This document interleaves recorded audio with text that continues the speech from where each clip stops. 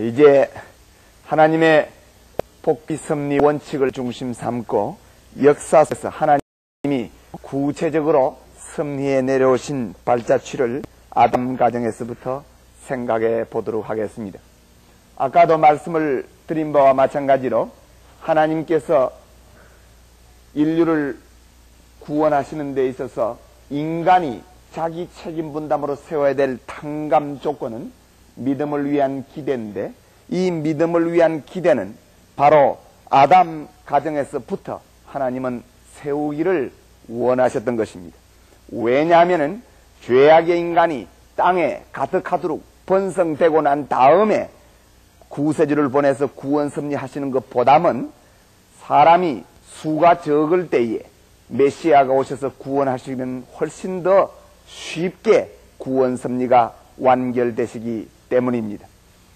죄를 지었던 가장 근본이고 가장 원인자인 아담 가정에서부터 그 죄를 벗고 하나님의 구원 역사에 가담하는 탕감 조건을 세워야 될 책임자도 역시 아담 자신이라고 보아서 하나님이 아담 가정을 통한 구원 섭리를 어떻게 하셨느냐, 아담 가정이 메시아를 맞게 하기 위한 기대를 탕감 조건으로 세우는데 어떻게 섭리하도록 하셨느냐 하는 것을 생각해 보도록 하겠습니다.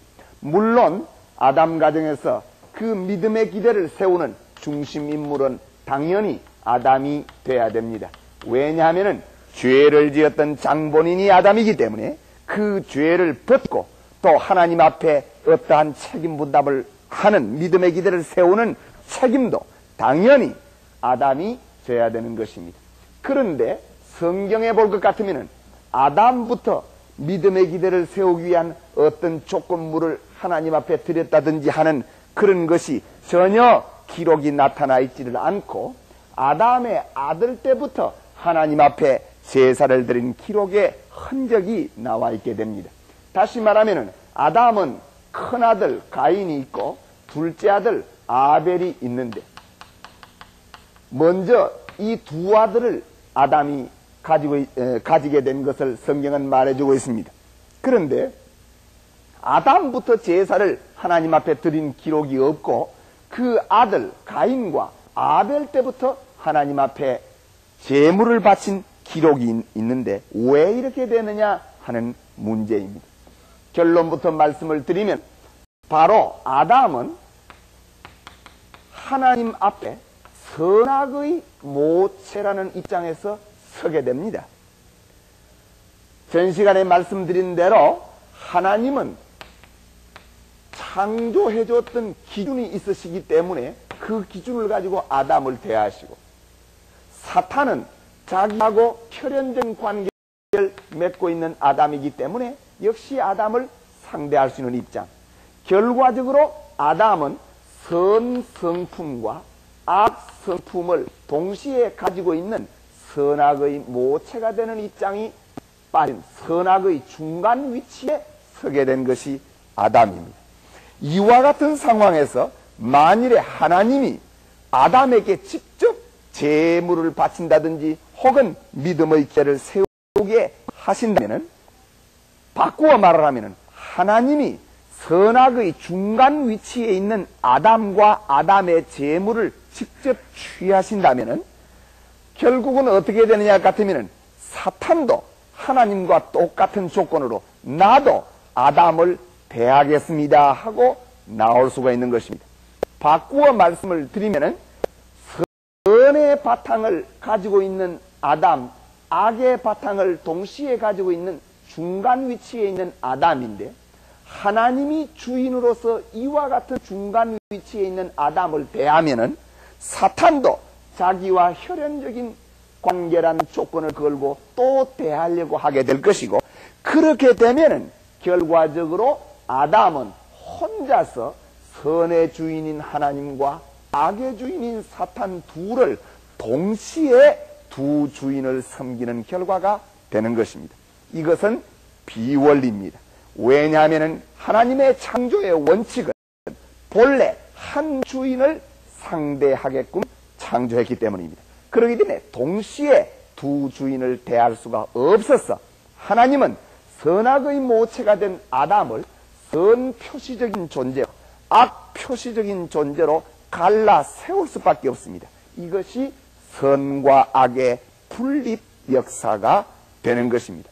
그러면 이 아담을 하나님은 선악으로 갈라야 되는데, 선악으로 나누어야 되는데, 아담 자신을 쪼갠다거나 나눌 수는 없는 것입니다. 왜냐하면 하나님은 아담을 살려두고 섭리를 하셔야 되기 때문입니다. 그래서 하나님은 선악 모체가 되고 중간 위치에 있는 아담 자신을 분립하는 것과 같은 입장으로 그 아담에게 두 아들, 가인과 아벨을 주어서 그 두 아들이 각각 선 표시적인 존재, 악 표시적인 존재로 세워서 역사하도록 섭리하신 것입니다.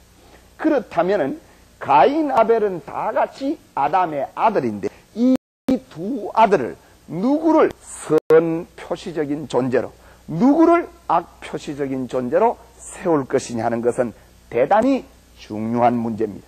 우리가 몇 천 년을 지나놓고 난 다음에 생각을 해서 누구가 하나님 편에, 누구가 사탄 편에 서더라도 우리에게 직접적인 큰 문제가 없는 것 같이 느껴집니다만은, 물론 그러나 아담의 아들인 가인, 아벨 자신들은 하나님 편에 서면은 우선 축복을 받는 입장이고, 가인 편에 서면은 우선 축복을 못 받는 입장이기 때문에 대단히 중요한 입장이 되는 것입니다.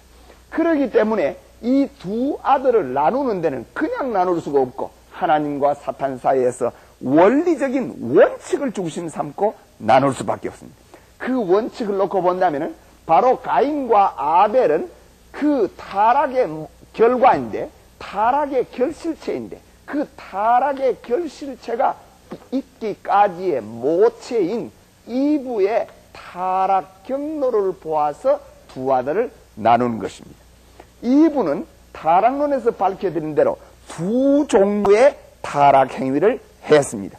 첫째는 천사장과의 영적인 타락의 행위요, 둘째는 아담과의 육적인 타락 행위였습니다. 우리는 이미 타락론에서 배운 바대로 영적인 타락 행위나 혹은 육적인 타락 행위나 간에 그 어떤 행위든 하나님 앞에 용서받지 못할 행위인 것은 틀림없는 사실입니다. 그러나 이 두 타락 행위 중에서 어느 타락 행위가 보다 하나님 앞에 가깝느냐 하는 복귀 원리상 탕감 조건으로 어느 편이 하나님 앞에 가깝고 어느 편이 사탄 앞에 가깝느냐 하는 원리적인 구분은 할 수가 있는 것입니다. 다시 말씀을 드리면은 영적인 타락 행위는 원리적인 상대가 아닐 뿐만 아니라 이브의 때 아닌 때에 때의 것을 바라는 나쁜 동기에 의해서 맺어졌기 때문에 이 영적인 타락 행위는 일고의 가치가 없이 나쁜 행위입니다.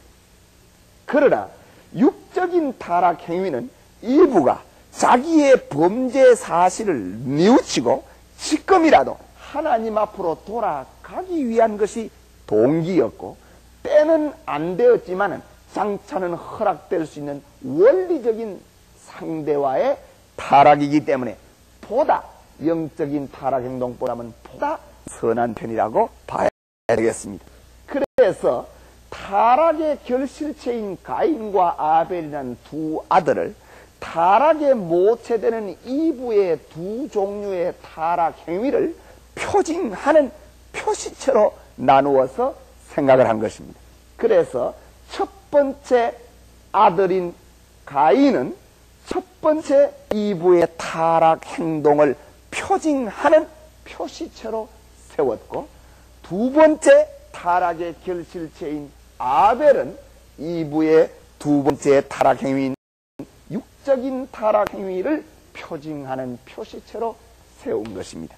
그러므로 말미암아 차자인 아벨은 보다 하나님 앞에 가까운 자리에 세움을 받고, 장자인 가인은 하나님 앞에 먼 하나님 편으로 봐서 먼 편에 세움을 받게 된 것입니다.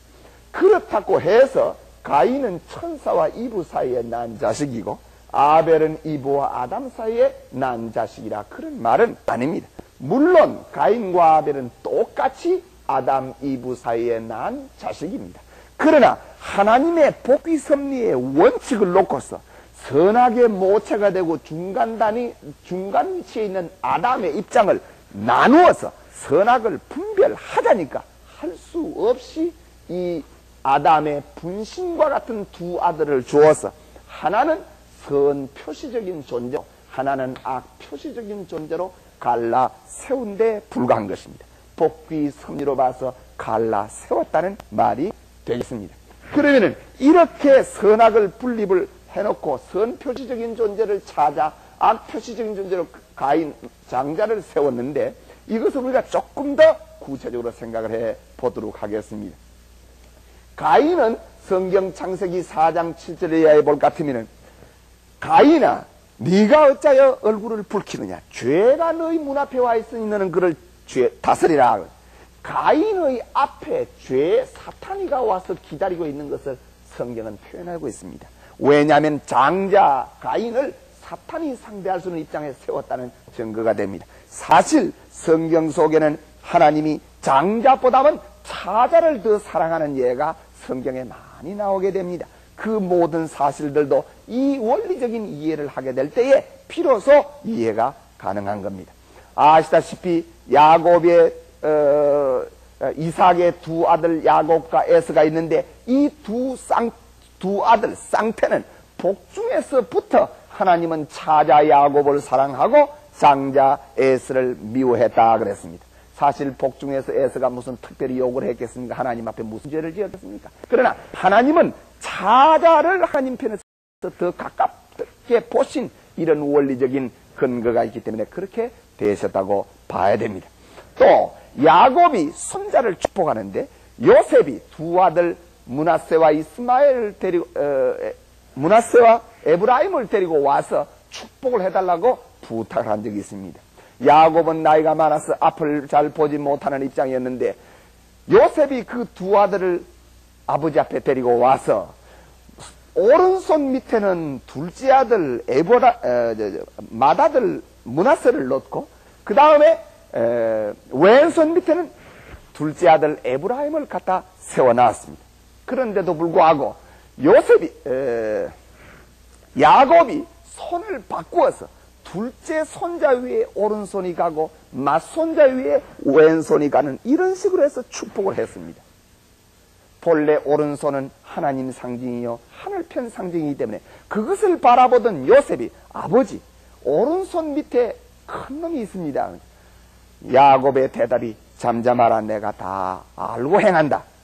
이게 왼손자를 차손을 오른손으로 축복을 하고 장손을 왼손으로 축복을 했다는 사실도 결국은 하나님 앞에 바로 이 차손이 더 하나님 앞에 가까웠던 것을 말해주는 것이라고 봐야 되겠습니다.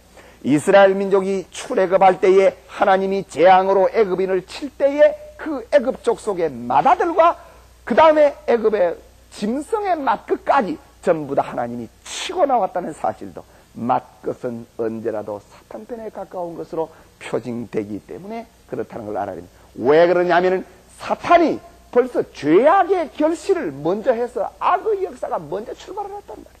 하나님의 선한 창조 이상과 참 사람을 짓고 싶은 그 이상이 출발하기 전에 사탄이가 먼저 흉내내서 악이 먼저 결실을 해버리기 때문에 먼저 가는 것은 사탄병 상징. 하나님의 선은 나중에 따라오면서 사탄이를 굴복시키는 로정이 하나님의 섭리로정이라고 봐야 되겠습니다. 그런 점에서 차자가 하나님 앞에 가깝게 서고 장자가 사탄편에 가깝게 섰다는 원칙을 밝혀드렸습니다. 그러면은 이 두 아들은 전부 다 선악의 모체된 아담을 대신한 입장인데 그런 자리에서 이제 하나님 앞에 제사를 드리게 됩니다. 그런데 아벨이 하나님 앞에 제사를 드리니까 그 제사를 하나님은 받으셨습니다. 가인이 제사를 하나님 앞에 드리니까 하나님은 그 제사를 안 받았습니다. 여기서 제사를 받았다 안 받았다 그러니까 하나님이 무슨 손이 있어서 팔을 벌리고 제물 바치느냐 고맙다 이런 식으로 하나님이 외적인 표현을 하는 것은 아닙니다. 구약 시대 때는 주로 제사가 번제를 드리는 것인데 제물을 제단 위에 쌓아놓고 불을 붙이면은 그 제물을 하나님이 흠양하시고 받으시면은 그 징표로서 불이 붙자마자 그 연기가 하늘 앞에 바로 치솟고 하늘 앞에 올라가는 상징이에요. 제물을 만일 하나님이 합당하다고 보시지 않으면은 어떻게 되냐면 아무리 제물에게 불을 붙이더라도 연기가 바로 올라가지 않고 제대로 불이 붙지 않은 것으로서 표징을 삼았습니다. 그래서 아벨이 드리는 제사는 하나님이 받으셨는데 가인이 드리는 제사를 하나님은 받지를 않았습니다. 아벨이 드리는 제사를 하나님이 받았다는 것은 선의 본체이신 하나님 앞에 선의 상대 입장에 세워진 아벨이기 때문에 그 제사를 하나님이 아벨의 정성에 의해서 제사를 받는 것, 그거는 원리적입니다. 그러나 가인이 드리는 제사를 하나님이 안 받았다는 것은 그것은 무엇 때문에 그러느냐? 하나님은 선의 본체신데 가인은 악을 상대할 수 있는 악의 대상으로 세움을 받았기 때문에 그 제사를 하나님이 받으실 수가 없습니다. 왜? 하나님은 선의 본체시니까 선의 발판 후에만, 선의 상대적인 요건을 갖춘 후에만 운행을 하시는 것이지 선의 본체가 아무데나 운행하시는 게 아닙니다. 가인은 악을 상대할 수 있는 입장에 세움을 받았기 때문에 하나님이 운행을 못하셨다, 그런 말이 되겠습니다. 자, 그러면은 오늘날까지 일반적으로 이 사실을 해석할 때에 아벨은 양을 치는 목자였기 때문에 자기의 소산인 양을 가지고 제사를 드렸고 가인은 농사를 지었기 때문에 농작물을 가지고 제사를 드렸는데 결국은 가인의 제사를 하나님이 안 받은 것은 양의 피의 제사를 드리지 않고 농작물을 가지고 제사를 드리기 때문에 그 제사를 받지 않았다, 이렇게 해석을 해왔습니다. 그러나 저희들은 견해가 다릅니다. 왜냐하면 외모를 취하지 아니하시고 속마음을 바라보시는 하나님, 마음을 분별하시는 하나님이신데 농사를 지었던 가인이 농작물을 가지고 제사 드리는 것이나 양을 쳤던 아벨이 그 양을 가지고 제사 드리는 것이나 그건 정성이 같다면 똑같게 하나님이 흠양하시는다는 보는 것이 원칙입니다. 그렇기 때문에 양을 쳤느냐 농작물을 가지고 제사를 드리고 양을 가지고 제사 드리냐는 그 제물 자체보다도 문제는 아벨과 가인은 하나님을 대할 수 있는 선한 입장과 사탄을 대할 수 있는 악의 입장으로 분별되어졌다는 것을 우리는 알아야 됩니다. 그러면은 하나님이 가인에게 가인의 제사를 받지 않고 이렇게 악의 편에 세운 것은 하나님이 본래부터 무슨 가인하고 원수가 됐다거나 가인을 절대적으로 미워하기 위해서 그렇다고 생각해서는 안 되는 것입니다. 왜냐하면 하나님은 만민을 다 구원하십니다. 그 구원하시되 복귀섭리의 원칙상 형편에 의해서 어떨 때는 사랑하는 입장, 어떨 때는 미워하는 입장에 세워놓을 수밖에 없는 것입니다. 만일에 가인이 책임을 다한다면 가인도 하나님 앞에 복을 받을 수 있는 것입니다. 그건 무엇 보고 할 수 있냐면 물론 나중에 가인이 책임을 못하여 아벨을 죽인 것은 나중에 설명을 하겠습니다만 심지어 아벨을 죽인 가인, 범죄한 가인인데도 불구하고 하나님은 가인이 아무나 가인을 죽이지 않도록 위해서 표를 줘서 살게 하고 어디 가든지 가인이 보호를 받도록 하나님이 조치를 해주셨다는 사실을 놓고 본다면 하나님은 심판을 하시거나 미워하시는 것만이 당신의 섭리의 뜻이 목적이 아니고 반드시 어떤 구원 섭리를 위한 복귀 섭리의 목적을 위해서 과정적으로 가인으로 하여금 미워하는 입장에 세워놓았다 하는 것을 우리는 알아야 되겠습니다. 이래서 아벨이 아담을 대신하여 제사를 하나님 앞에 훌륭히 드렸으니까 믿음의 중심의 인물은 아담을 대신한 아벨 차자가 아담을 대신하여 정성을 드렸고 그 아벨은 바로 이 믿음을 드린 믿음의 기대를 쌓기 위한 조건물로서 양을 잡아서 정성을 드렸습니다. 이 기간의 문제는 나중에 전체적으로 한꺼번에 설명을 하겠습니다. 그러면은 이 아담 가정에서 믿음의 기대는 이렇게 훌륭히 세웠기 때문에 이제 아담 가정에서 메시아를 맞게 하기 위해서는 실체 기대를 나머지 세우지 않으면 안 되는 것입니다. 이 실체 기대를 세우기 위한 것은 아까 말씀드린 대로 타락성을 벗는 탕감 조건을 세우지 않으면 안 되는 것입니다. 타락성을 벗는 탕감 조건을 세우기 위해서는 이거는 타락성을 본래 어떻게 입게 되었느냐, 타락성을 어떻게 갖게 되었느냐 하는 그것을 바로 알아서 그 반대 경로대로 벗어야 됩니다. 타락성을 입었다는 것은 바로 뭐냐 같으면 하나님과 아담과 아담은 인간이죠. 그 다음에 천사 사이에서 타락성의 문제가 연결이 되어졌습니다. 다시 말하면은 하나님이 사랑하는 아담을 하나님이 덜 사랑하는 천사장이 사랑의 감소감을 느껴서 결국은 하나님이 사랑하는 아담을 하나님과 같은 입장에서 사랑하지 못한 것이 타락의 동기였고, 그러므로 말미암아 타락성을 연결시켜 주었습니다. 또 하나님이 아담을 주관하고 아담이 천사장을 주관해야 되는 것이 창조 원리인데도 불구하고 천사장이 사탄이가 돼가지고 아담을 거꾸로 주관을 했습니다. 또 천사장이 하나님 앞에 먼 입장에 있는 천사장이 하나님 앞으로 나가기 위해서는 반드시 하나님 앞에 더 가까운 아담을 통해 가지고 중보로 세워 나가야 되는데도 불구하고 천사장이 직접으로 하나님을 상대하려고 한 것이 타락의 동기요 내용이었습니다. 또 하나님이 선악과를 따먹지 말아라는 뜻이 아담에게, 아담의 뜻이 이브에게, 이브의 선악과를 따먹으면 안 된다는 하나님의 뜻이 이브를 통해서 천사장에게 이렇게 가야 되는 것입니다. 그런데도 불구하고 천사장이 선악과를 따먹어도 좋다는 뜻이 이브에게, 이브의 뜻이 아담에게 악의 뜻이 전파를 해버렸습니다. 이런 네 가지 입장을 생각을 하면서 이거를 벗기 위해서 어떻게 해야 되겠느냐 하는 것입니다. 무엇보다도 중요한 것은 타락성을 벗기 위해서는 하나님을 알고 하나님과 관계를 맺어 실체 기대를 세우는 그 중심이 결정이 돼야 됩니다. 중심 존재가. 그것은 바로 아벨이 차자니까 이 아담 입장은 차자라 그랬죠. 아벨이 차자 입장에서 그 중심의 입장에 서고 가인이 천사장 입장에서 바로 타락한 천사장 입장에서 결국은 장자가 서서 천사장이 하지 못했던 입장을 하지 못한 것을 천사장 입장에 있는 가인이 대신 아담에게 하듯이 아벨에게 함으로 말미암아 이거를 벗어야 됩니다. 바꾸어 다시 한번 그림으로서 설명을 드린다면은 사탄이가 본래 어떻게 해서 사탄이가 되었냐 같으면은 아담의 주관을 받아야 될 천사장의 입장에 천사장이 타락해서 사탄이가 되었다는 것을 우리는 타락론에서 알고 있습니다. 그러면 이 타락의 내용을, 요 원칙을 다시 한번 설명을 드리면은 하나님이 사랑하는 아담을 하나님과 같은 입장에서 천사장도 모시고 사랑해서만 타락 안 됩니다. 또 천사장은 하나님 앞으로 나가기 위해서는 하나님 앞에 더 가까운 아담을 통해서 나가야 됩니다. 근데 자기가 직접 나가려고 했다. 또 하나님이 아담을 주관하고 아담이 천사장을 주관해야 되는데 거꾸로 천사장이 사탄에 대해서 아담을 주관해버렸다.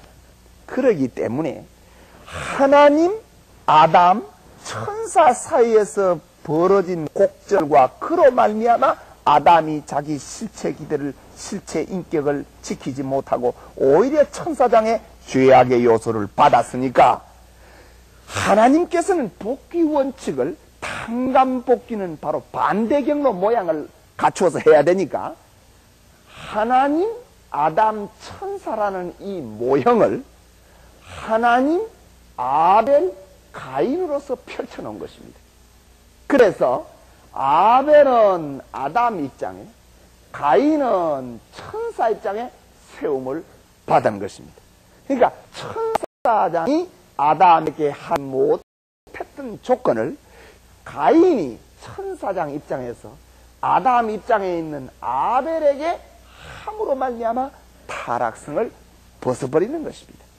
그래서 가인이 해야 될 탕감 조건은 천사장 입장에 있는 가인은 아담 입장에 있는 아벨을 사랑하고 그 다음에 아담 입장에 있는 아벨을 중보로 세워서 하나님 앞에 나아가고 그 다음에 아벨로부터 주관을 받고 자기가 주관하려고 그러잖아요. 주관을 받고 그 다음에 아벨로부터 선한 뜻을 상속받아 선의 뜻을 번성을 해야 되는 것입니다. 그게 가인이 해야 될 책임인 것입니다.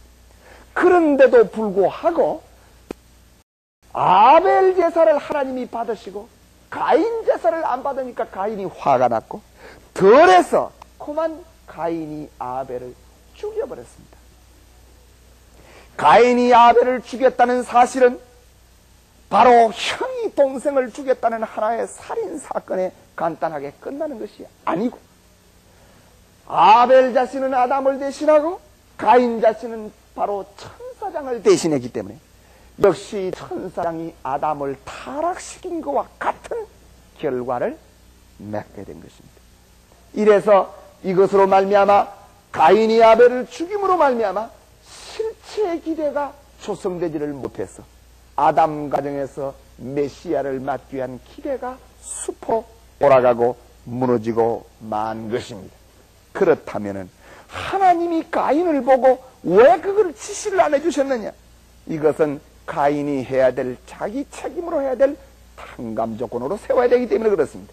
그러면 가인이 그걸 어떻게 알겠느냐? 어떻게 알겠느냐? 하나님이 가르쳐주지 않았는데. 어렵지 않습니다.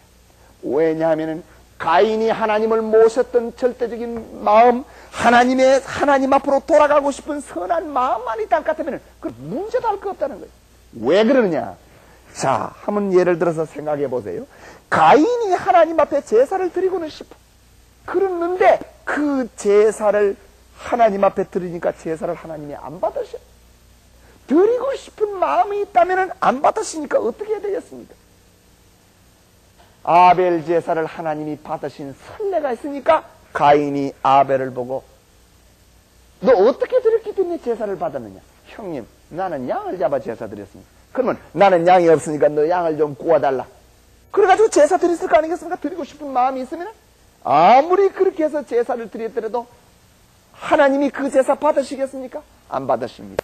왜 안 받으신지 알 것 같으면 가인이 양을 드리지 않아서 제사를 안 받은 것이 아니고 하나님 입장에 하나님이 상대할 수 있는 선한 입장에 서지 않았기 때문에 안 대하는 것입니다. 바꾸어 말씀을 드리면 가인이 사탄을 상대할 수 있는 입장에 있기 때문에 하나님이 못 대하세요. 하나님은 선의 주인이기 때문에 악의 대상인 가인을 못 대해요. 그러면 가인은 어떻게 해야 됩니까? 악의 요소를 벗어버려야 됩니다. 악의 요소를 벗어버리면 선한 입장으로 돌아가고, 선한 입장으로 돌아가기만 하면 하나님은 대하시는 것입니다. 그 선한 입장으로 돌아가기 위해서 악의 요소를 벗어버리는 것이 타락성을 벗는 탕감 조건이었단 말이에요. 응? 그러니까 그걸 벗어야 되는데 그걸 벗기 위해서는 벗지 않고는 하나님이 안 대하시니까 가인이 양을 가지고 제사 드리더라도 하나님이 그 제사 안 받으십니다. 그러면 어떻게 해야 되겠습니까? 제사를 하나님 앞에 꼭 드리고 싶어. 꼭 드리고 싶은데 하나님이 그들도 보지를 않아. 그럼 어떻게 해야 되겠습니까? 할 수 없이 가인이 동생을 찾아가서 아벨아, 네가 나 대신 제사를 좀 드리다오. 내가 하나님 앞에 꼭 제사를 드려야 되는데 하나님이 내 제사를 안 받으셔. 그러니까 네가 내 제사를 좀 받아주라. 드리다오. 그래야 될 거 아니겠습니까? 그러니까 가인이 하나님을 믿는 믿음, 하나님 앞에 제사를 드리고 싶은 마음이 진정이 있다면 가능한 것입니다. 그런 것이 설사 마음이 그만큼 준비가 안 됐더라도 동생을 하나님이 사랑한다고 죽여서는 안 될 거 아니겠습니까? 가인의 양심이 그걸 몰랐겠습니까? 알았습니다. 그런데도 불구하고 가인이 아벨을 죽였습니다. 가인이 아벨을 죽였다는 것은 바로 선한 중심을 죽인 것이고, 그로 말미암아 아담 가정을 통한 하나님의 메시아를 위한 기대를 만들려고 하는 섭리가 파탄되고 만 것입니다. 파탄되더라고요. 그래서 하나님은 결국은 셋째 아들 셋을 주어서 그 셋의 후손 가운데에 다음 노아를 찾아 세우는 역사를 하시는 것입니다. 노아 가정에 들어가기 전에 우리는 이 아담 가정을 통한 중요한 교훈 중에 하나는 언제라도 우리 타락한 인간들은 하나님 앞에 나아가야 되는데 하나님 앞에 악한 입장에 세움받은 존재가 하나님 앞으로 나아가기 위한 방법이 뭐냐? 그게 바로 가인 아벨 원칙입니다. 우리 악한 한 개체를 놓고 본다면 아벨과 같은 입장에서 하나님 앞에 선한 입장에 있는 존재가 내 마음입니다. 마음으로는 하나님의 법을 숨기되 로마서 7장에 사도 바울이 말하지 않았습니까? 마음은 하나님 앞에 깎아서 우리 인간의 본심은, 몸은 역시 죄악의 지체라. 이 몸은 죄악 가운데 하나님으로부터는 본다면 더 먼 존재입니다. 그러니까 내가 하나님 앞에 가까이 나가고 내가 하나님을 하나님이여 부르는 것이 문제가 아니라 하나님이 나를 하나님 것으로서 취하기 위해서는 내가 스스로 타락성을 벗는 탕감 조건을 세워야 됩니다. 그러기 위해서는 가인과 같은 입장에 있는 내 몸이 아벨 같은 입장에 있는 내 마음에 순종하고 마음을 따라서 마음을 중보로 세우고 마음을 사랑해서 하나님 앞으로 나가야 됩니다. 이것이 우리 인간의 길입니다. 그런데도 불구하고 천사장이 아담을 타락시키고 가인이 아벨을 죽이는 거나 마찬가지로 우리 신앙 노정에서 육신의 요구와 육신의 욕망 때문에 얼마나 하나님 앞에 가까운 본심을 저버리는 일이 반복이 되는가 하는 것을 우리는 다 같이 생활의 경험 가운데 많이 느끼게 됩니다. 이것은 내 몸이 마음을 억누르고 거역한다는 간단한 사실이 아니라 나에게 하나님의 복귀의 뜻을 이루시고자 하시는 그 내용 가운데서 결국은 악의 편, 선의 편을 치는 엄청난 그런 결과가 초래되고 만다는 것을 알 수가 있습니다. 하나님이 운행하시고 하나님이 함께 하시고 하나님이 임재하실 수 있는 가정은 어떤 가정이 돼야 되느냐? 무슨 가정이든지 하나님 앞에 가까운 아벨적인 가족이 있고 가인적인 가족이 있습니다. 그 가정이 하나님의 축복을 받고 언제라도 그 가정에 하나님이 임재하시기 위해서는 가인적인 가족이 아벨적인 가족을 사랑하고 굴복하고 그를 통해서 하나님 앞으로 나가고 그를 통해서 하나님의 뜻을 받아야 된다는 원칙이 여기에 발견이 됩니다. 수많은 타락한 인간들이 메시아가 오시기 전에는 재물을 통해 가지고 하나님 앞에 나가는 것도 에레미야서 17장 9절에 볼 것 같으면 만물보담도 심히 거짓되고 부패된 것이 인간의 마음이라 그랬습니다. 인간은 만물보다도 더 부패되었기 때문에 만물을 통한 재물을 거쳐가지고 재물의 과정을 거쳐서 하나님 앞으로 나갔다는 것을 알아야 됩니다. 구세주가 이 땅에 오심으로 말미암아 타락한 인간은 결국은 구주 메시아 되시는 메시아를 중보로 세워서 메시아 앞에 절대로 순종하고 하나님 앞으로 나가야 됩니다. 그 길 말고는 없습니다. 그렇기 때문에 우리가 메시아를 믿는다는 말이 무엇입니까? 교회 내왕을 한다, 성경을 본다, 찬송을 부른다, 그것으로서 끝나는 것이 아니라 내가 메시아를 믿는다는 말은 바로 메시아를 누구보다도 제일 사랑하고 메시아의 지시 앞에 절대 순종하고 무슨 일이든지 메시아를 통하고 메시아를 거쳐서 하나님의 뜻을 받는 입장, 이것이 바로 참된 의미에서 예수님을 믿는 것입니다. 그게 참된 믿는 거라. 오늘날 이 세상을 놓고 보더라도 전체 세계를 놓고 보면 세계가 하나님 앞에 가까운 세계는 민주진영이요 하나님 앞에 먼 세계는 공산진영이라고 봐야 됩니다. 외적으로 나누어서 매냥과 사냥이 바로 민주공산 아니겠습니까? 그러니까 하나님을 모르는 공산세계가 하나님을 신봉하는 민주세계 앞에 굴복하고 그를 통하고 그를 중보로 세워서 하늘 앞에 나가면은 온 세계가 평화와 하나님의 창조의 이상권이 실현되는 것입니다. 그렇게 되게 되어 있어요. 이래서 이 가인 아벨의 원칙은 우리 신앙 노정에 많은 중요한 교훈을 내포하고 있다는 사실을 말씀을 드렸습니다. 결론적으로 말씀을 드려서 아담 가정에 하나님이 구세주를 보내주시어서 사람 수가 적을 때 구세주가 오심으로 말미암아 전체적인 구원의 역사를 완결짓고 그때부터 새하늘 새 땅 새 선의 후손이 번성되기를 하나님은 바라셔서 아담 가정이 메시아를 맞이할 수 있는 이런 터전을 쌓는 탕감 조건을 세우기를 바라는데 불행하게도 가인이 아벨을 죽임으로 말미암아 그 뜻이 이루어지지 못하고 연장되고 만 것입니다. 거듭 말씀드리기니와 하나님의 복귀 섭리하시고자 하시는 뜻, 잊어버린 창조의 목적을 다시 찾아 세우고 싶으신 뜻은 영원히 변할 수도 없고 누구로 말미암아 양보할 수도 없는 뜻입니다.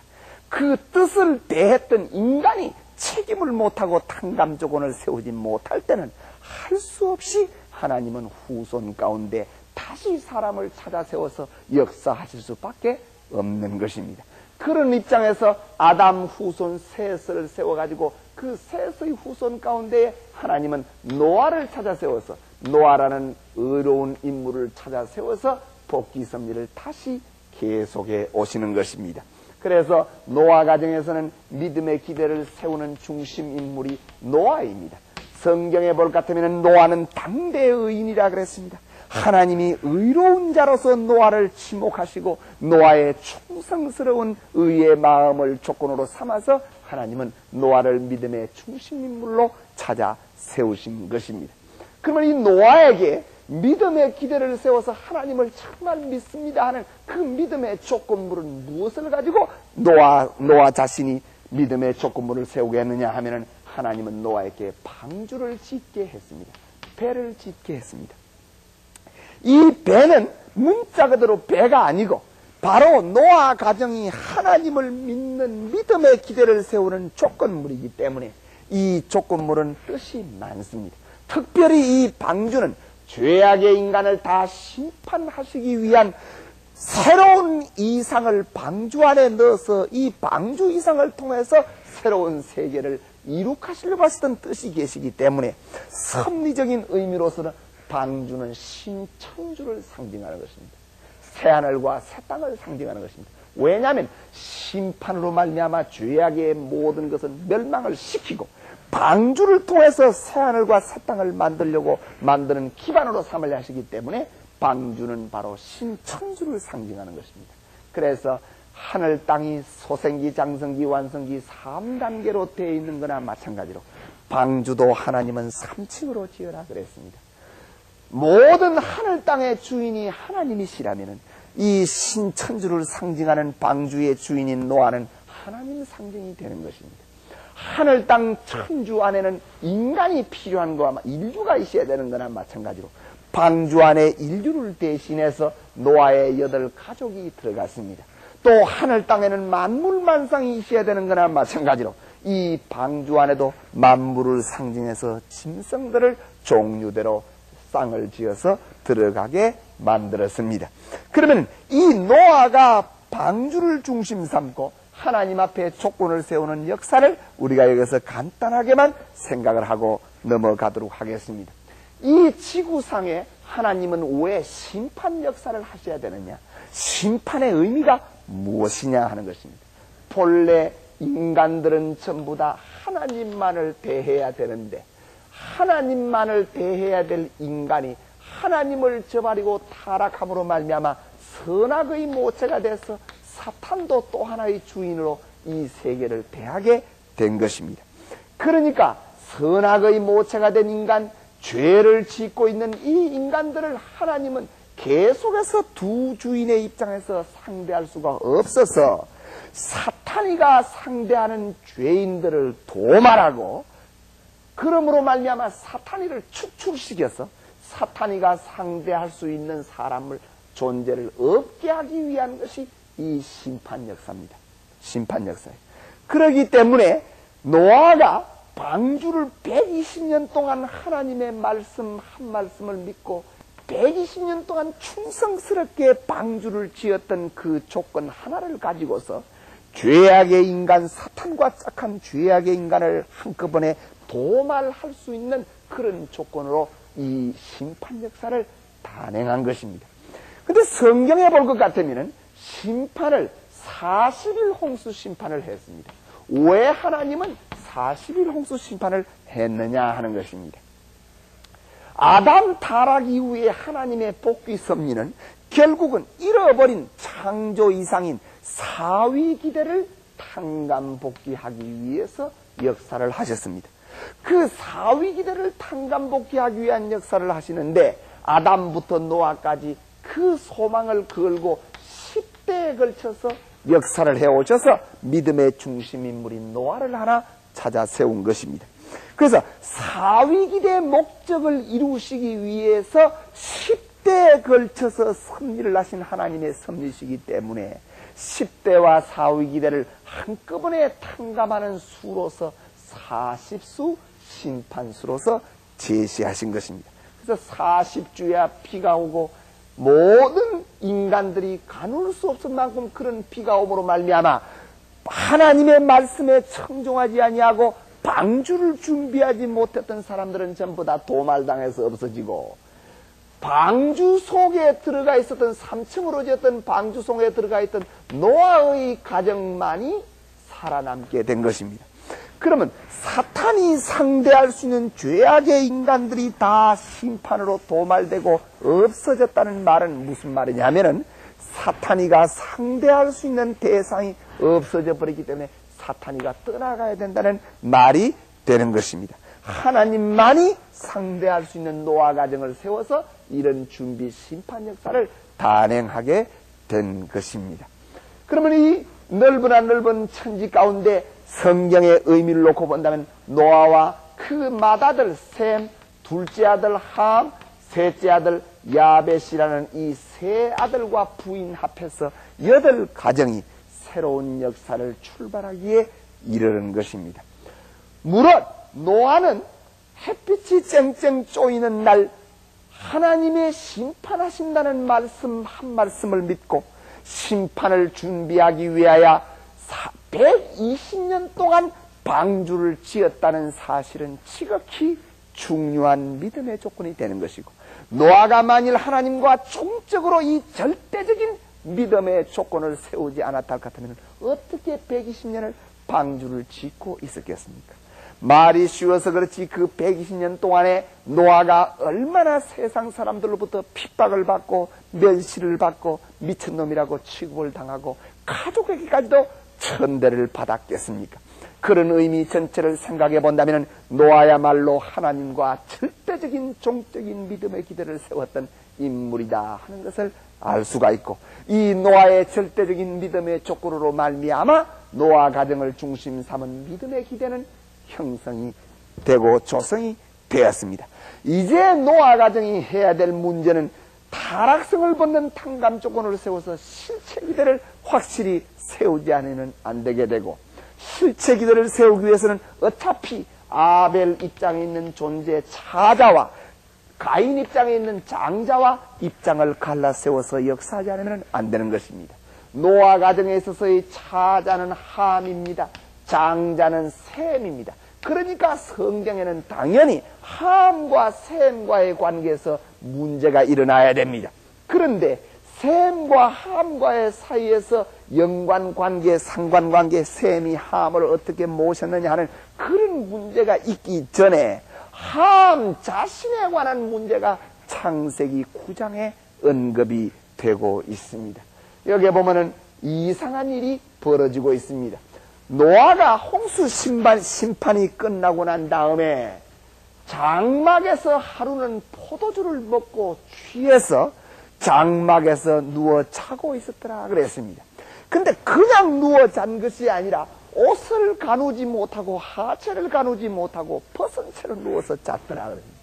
그러는데 이 장막에서 노아가 이렇게 술이 취해서 자고 있는 때에 둘째 아들 함이 그 장막에 들어가서 자기 아버지 하체 가누지 못하고 자는 것을 부끄럽게 여겨서 나와가지고 그 사실을 자기 형제인 셈과 야벳에게 선동을 하고, 셈과 야벳은 나중에 옷을 취해서 그 부끄러워하는 심정을 갖고 뒷걸음질 쳐 들어가가지고 뒤로 던져서 그 아버지 옷을 가릴 수 있도록, 몸을 가릴 수 있도록 해줬다는 기록이 있습니다. 그것도 우리가 석연치 않는 점이 많지만은 더 이상한 것은 나중에 노아가 잠에 깨고 나서 하나님을 대신하여 이 둘째 아들 함, 자기 벗고 자는 것을 보고 부끄러워하여 선동했던 그 함을 저주하여 가나안의 아비인 함은 너는 저주를 받아 형제 중에 형제의 종이 되리라 그랬습니다. 종의 종이 돼서 너희 형제들을 섬기리라 그랬습니다. 이것이 성경의 란의 구절 중에 란의 구절입니다. 우리가 객관적으로 본다 할 것 같으면은 술을 지상차례 없이 먹고 하체를 가누지 못하고 누웠던 노아 자체가 잘못이 있다면 잘못이 있지. 그걸 보고 부끄러워한 함이 무슨 잘못이 있느냐 말이야. 그런데도 불구하고 하나님께서는 노아의 말을 듣고 그 함을 저주했고, 과연 함은 저주를 받아 역사 앞에 그토록 어려운 곤욕을 치르는 족속이 되고 만 것입니다. 왜 그랬을까 하는 것입니다. 하나 분명한 것은 함이 하나님 앞에 무슨 과오가 없다면 하나님이 저주하실 리가 없습니다. 함의 과오가 뭐냐? 함이 무슨 죄를 지었느냐는 것입니다. 본래 죄라는 것은 우리는 일반적으로 죄를 생각하면 살인죄라든지 강도죄라든지 횡령죄라든지 절도죄라든지 사규죄라든지 이런 생각을 합니다만 죄의 본래 원칙을 놓고 생각해 본다면 뭐가 죄냐? 하나님만을 상대할 수 있는 사람은 죄하고는 관계가 없습니다. 죄는 사탄이와 상대 기준을 조성해서 사탄이가 침범할 수 있는 조건을 허락하는 것이 죄입니다. 다시 말하면 자기 몸마음 속에 사탄이를 초대하는 것이 죄라는 거예요. 사탄이를 초청하고 사탄이를 초대하는 조건은 전부 다 죄입니다. 이런 원칙에서 본다면 함이 무슨 짓을 했기에 그게 왜 사탄이를 초대하는 것이 됐느냐는 것입니다. 함의 행동을 간단히 분석을 한다면 자기 아버지 하철을 보고 부끄러워했다는 사실밖에 없습니다. 부끄러워한 것이 왜 죄가 되느냐? 부끄러워한 것이 왜 사탄이 참소할 수 있는 조건이 되느냐? 부끄러워한 것이 왜 사탄이가 침범할 수 있는 조건이 되느냐는 것입니다. 노아 가정은 아담 가정을 대신하여 택함받은 가정이고 아담 가정이 하지 못했던 조건을 탄감복해야 될 가정입니다. 여러분 타락론에서 말씀드린 대로 아담 이브는 범죄 이후에 사탄과 상대 기준을 조성했다는 조건이 있다는 것을 표징하는 행동으로서 하체를 가리고 무화과 나무의 뒤에 숨었습니다. 하체를 가렸다는 사실은 바로 사탄과 혈연적인 관계를 맺었다는 것을 표시하는 것이 됐다는 것입니다. 바로 함의 실수는 커집니다. 여러분, 이 노아 홍수 심판 이후에 노아의 가정은 이게 보통 가정이 아닙니다. 죄악의 인간들을 전부 다 도말했다는 말은 사탄이가 상대할 수 있는 존재를 전부 다 없애버렸다는 것. 사탄이 상대할 수 있는 존재를 전부 다 없애고 하나님만을 상대하기 위해서 이 가정을 찾아 세웠는데 그 중에도 섭리적으로 특별히 중요한 함 둘째 아들이 자기 아버지 나체를 보고 부끄러워함으로 말미암아 나도 사탄하고 혈연적인 관계가 있는 조건이 있어 하는 표시적인 행동이 되어버리게 됩니다.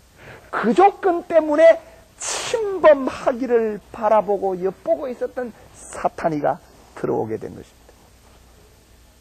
평면적으로 본다면 아버지 나체를 부끄러워한 조건밖에는 안 되지만 하나님과 사탄이의 입체적인 복귀 섭리의 역사를 놓고 본다면 하나님이 심판해서 쫓아냈던 사탄이를 끌어들이는 결과가 되었다는 것입니다. 보십시오. 아담부터 노아까지 1600년 10대 하나님이 수고했습니다. 노아가 방주를 짓기 위하여 120년 동안 정성을 들였습니다. 40주야를 피를 내리시면서 하나님이 심판 역사를 했습니다. 그 모든 역사는 목적이 무엇입니까? 딱 하나입니다. 그것은 침범했던 사탄이를 쫓아내자는 것입니다. 그렇게 수고로운 섭리를 해서 쫓아냈던 사탄이를 바로 둘째 아들 함이 끌어들이고 불러들이는 조건을 세우기 때문에 죄가 되는 것입니다. 이거는 전체적인 죄의 의미로 본 해석이지만 좀 더 우리가 내적으로 생각해 본다면 함이 자기가 해야 될 탕감 조건이 있습니다. 여러분, 아담 가정에서는 중심 인물이 아담이고 믿음의 기대를 세우는 중심 인물은 아담이고 실체 기대를 세우는 중심 인물은 아벨 차자라 해야 되는데 그 중심 차자가 그냥 그 자리에 서는 것이 아니고 자기가 정성을 들여서 하나님 앞에 양을 잡아 제사 드린다면 자기가 하나님 앞에 해야 될 조건이 있었어요. 자기가 하나님 앞에 해야 될 조건이 있었어요.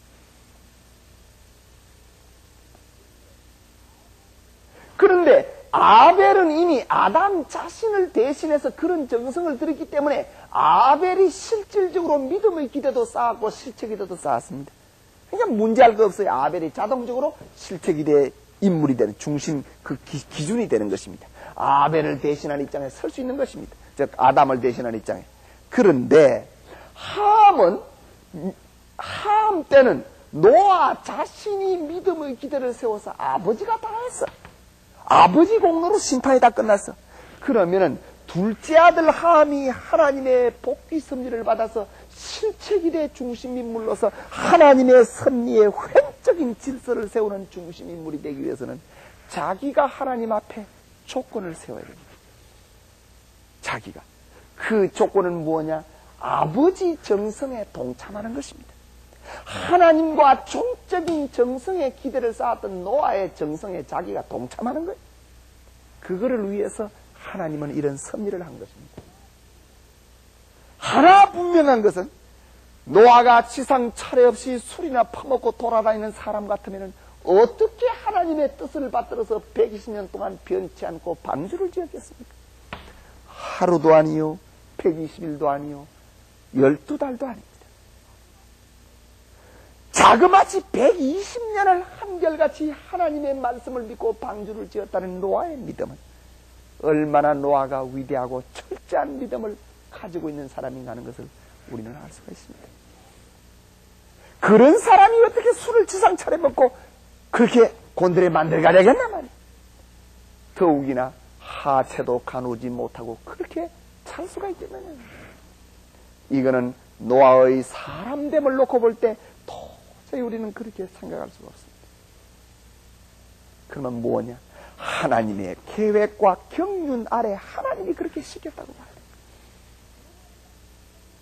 그러고 난 다음에 그 자리에 누가 가냐 할 것 같으면 이해할 수 없는 일을 전개해놓고 상식적으로 이해하기 어려운 사건을 만들어 놓고 바로 섭리의 중심 계대를 이어야 될 둘째 아들을 그 장막에 들어가게 한 것입니다.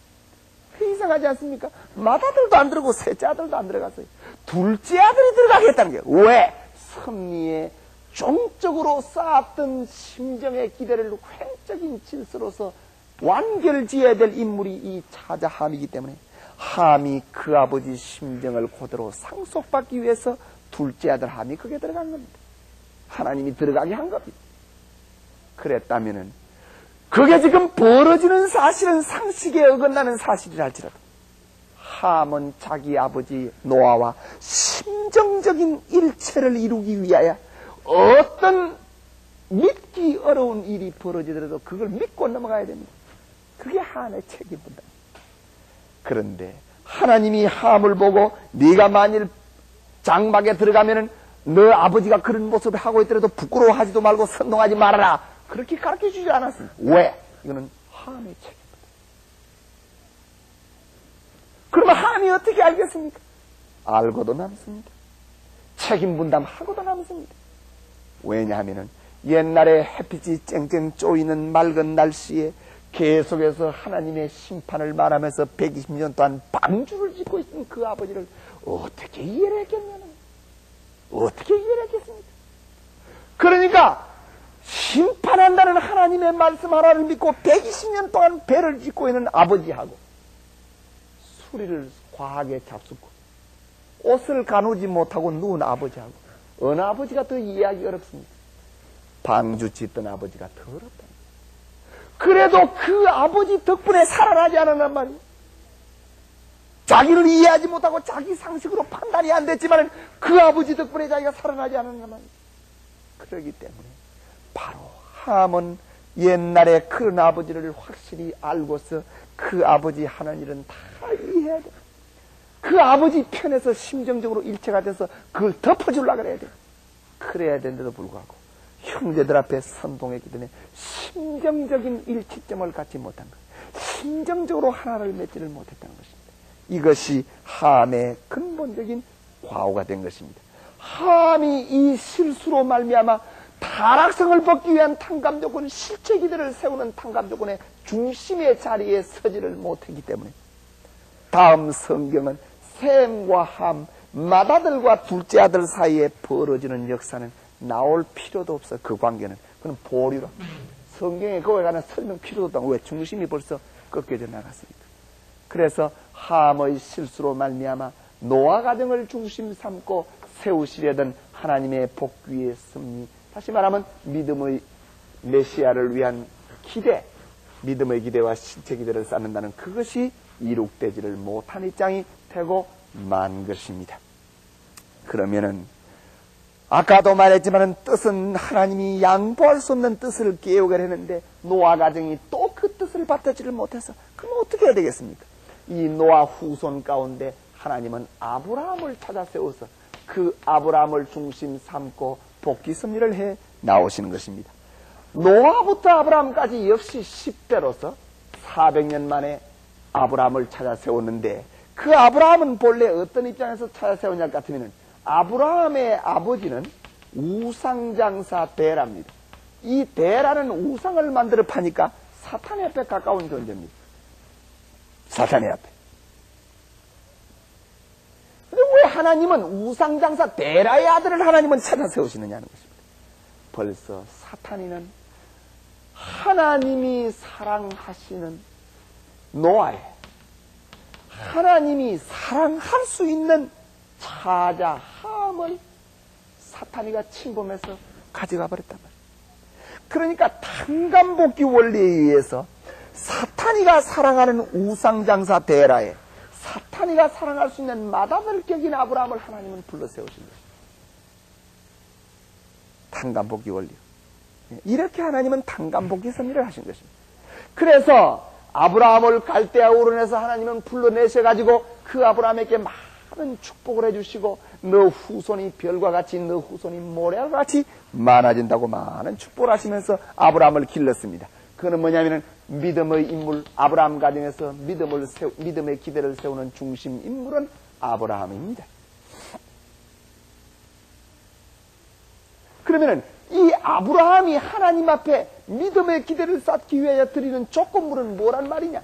아벨의 양을 잡아 제사를 드리고 노아가 방주를 가지고서 하나님 앞에 믿음의 기대를 세웠던 거나 마찬가지로 아브라함도 어떤 조건물을 가지고 하나님 앞에 정성을 드려야 돼. 그 조건이 뭐냐? 창세기 15장에 볼 것 같으면 하나님이 아브라함을 데려다면서 많은 축복을 해주시니까 아브라함이 하나님 보고 물었습니다. 내가 장차 그렇게 될 것을 무엇으로 알리까? 내가 해야 될 탕감 조건이 무엇입니까? 그 말을 듣고 하나님은 비둘기, 양, 암소 세 가지 제물을 드리라 그랬습니다. 이 세 제물은 모든 피조세계 전체를 상징하는 것입니다. 피조세계 전체를 상징했던 방주 이상이 무너졌기 때문에 또다시 피조세계 전체를 새롭게 하기 위해 하늘 앞에 드리는 제물의 역할을 한 것이 이 세 가지 제물입니다. 이 제사를 드리라 그랬습니다. 이제 문제는 아브라함이 이 제사를 어떻게 드리냐에 따라서 믿음의 기대가 세워지느냐 안 세워지느냐가 결정이 되는 것입니다. 아브라함이 제단 위에 제물을 쌓아놓고 제사를 드리는데 비둘기와 양과 암소 세 가지 제물을 드리는데 성경에 볼 것 같으면 암소도 갈라서 쪼개어서 양쪽에 물건을 놓고 그 다음에 양도 쪼개어서 제물을 양쪽으로 놓고 그러는데 새는 쪼개지 않았더라. 비둘기는 쪼개지 않았더라. 그런데 쪼개지 아니한 비둘기 위에 솔개가 날라와서 아브라함은 이 솔개를 쫓았는데 비몽사몽간에 하나님이 나타나서 아브라함을 책망하십니다. 아브라함아 너는 정령히 알라. 너 후손이 이방의 객이 되어서 400년 동안 남의 족속을 섬기면서 종살이하게 되리라. 이것도 역시 성경의 난해의 구절 중에 하나입니다. 여러분 한번 생각해 보십시오. 하나님은 언제는 아브라함을 끌고 다니면서 온갖 축복을 다 해주시고 온갖 복을 다 주시는 것 같더니만은 각중에 또 이제는 왜 이렇게 저주를 내리셨느냐는 것입니다. 아브라함이 무엇을 잘못했기 때문에 하나님이 그 사랑하는 마음이 이렇게 두려운 마음으로 변했느냐. 아브라함이 과오가 있다면 하나님은 아브라함 개인만을 벌 줄 텐데 왜 후손이 벌 받도록 하셨느냐. 한 걸음 더 나아가서 후손이 벌을 받더라도 잠깐 받아만 될 텐데 이렇게 긴 400년 역사를 벌 받으라고 선고를 하셨느냐.